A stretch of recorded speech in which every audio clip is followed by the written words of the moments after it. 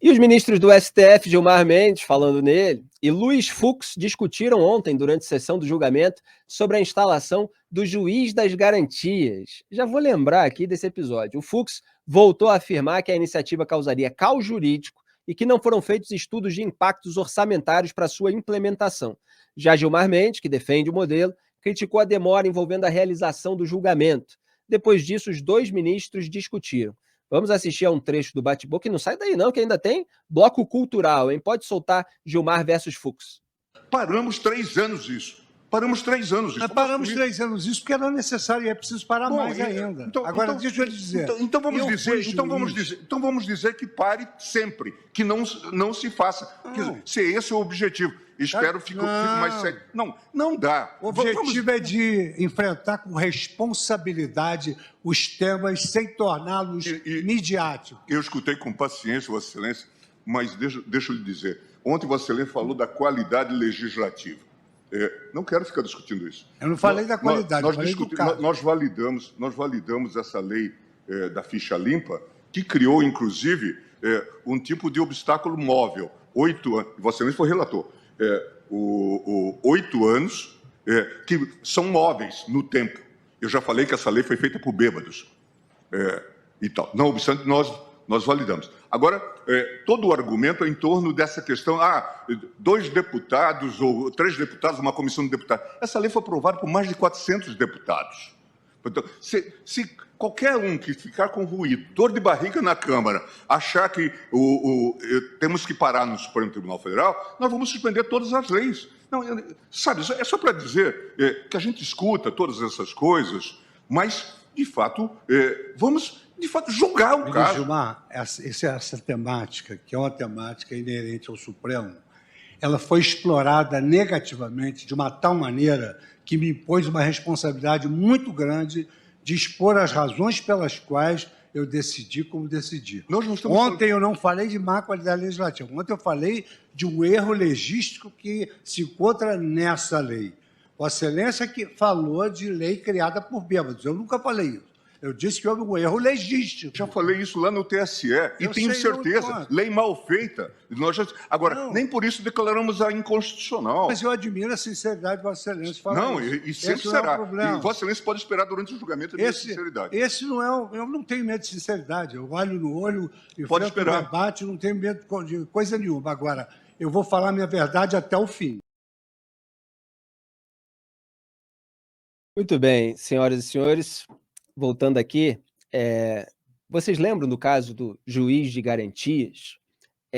Isso foi um jabuti inserido no pacote originalmente anticrime proposto pelo então ministro da Justiça Sérgio Moro, na época no governo Bolsonaro, assim como a restrição à prisão preventiva, a restrição à delação premiada, tudo foi inserido ali pelos políticos que tinham medo de investigação, que tinham medo de endurecimento da legislação penal, porque eram medidas de interesse deles, para se blindar contra investigações, contra juízes de fase de investigação, no momento em que determinados processos estavam na mão de juízes que estavam sendo rigorosos, estavam sendo severos. Por exemplo, o caso do Flávio Bolsonaro, na primeira instância, estava na mão de um juiz chamado Flávio Itabaiana, que estava levando o caso adiante, determinando certas medidas, etc., o que estava incomodando muito. E os políticos perceberam o seguinte, olha, e se a gente dividisse a primeira instância em 2? Se a gente pudesse tirar o processo ainda na primeira instância, quer dizer, antes de uma primeira condenação, da mão do juiz da fase de investigação, que já sentiu que tem coisa feia aí, no nosso caso, no nosso histórico. Será que não seria melhor para a gente? Esse tipo de raciocínio que leva à aprovação do juiz de garantias dentro desse pacote. O que o então ministro Sérgio Moro fez? Ele orientou o então presidente Jair Bolsonaro a vetar o juiz de garantias, que tinha sido aprovado na Câmara. E o Bolsonaro, contra a orientação técnica do Moro, ele sancionou, quer dizer, ele endossou, ele aprovou também tanto o juiz de garantias, quanto a restrição à delação premiada, quanto a restrição à prisão preventiva.